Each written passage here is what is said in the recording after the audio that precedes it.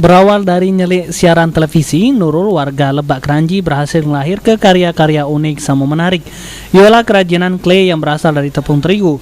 Dari kelihayan membentuk boneka, hasil karya Nurul sudah pacak dinikmati oleh banyak warga.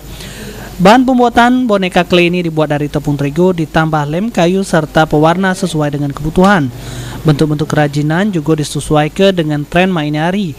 Ada boneka Sound the Sheep, ada juga boneka harimau ISG, ada juga jenis boneka-boneka yang lain. Jenis kerajinan ini tergolong aman buat budak kecil karena bahan yang digunakan.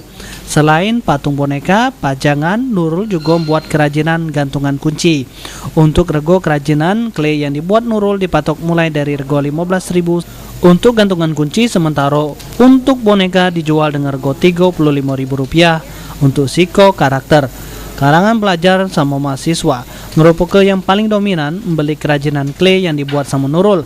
Dari kerajinan clay yang dibuat Nurul, banyak pengalaman yang didapat termasuk penghargaan dari pemerintah. Ya, kalangan apa? Pelanggan biasanya anak muda sama mahasiswa. Mereka pakai untuk pajangan atau apa? Biasanya untuk etnik, untuk hadiah ulang tahun sama yang lain-lainnya. Peminatnya bagaimana sampai sekarang? Peminatnya alhamdulillah lumayan banyak. Kita promosinya lewat internet, ada Twitter sama Instagram. Sebulan itu kita bisa laku berapa? Biasanya kurang lebih paling sedikit kalau seminggu, biasanya per minggu kan paling dikit tuh 500.000. 500.000. Kalau claynya berapa banyak? Claynya Berapa? Banyak sih, tergantung dia tuh campur-campur. Kalau yang mesen pajangan, tapi kebanyakan yang mesen gantungan kunci. Sampai berapa ratus?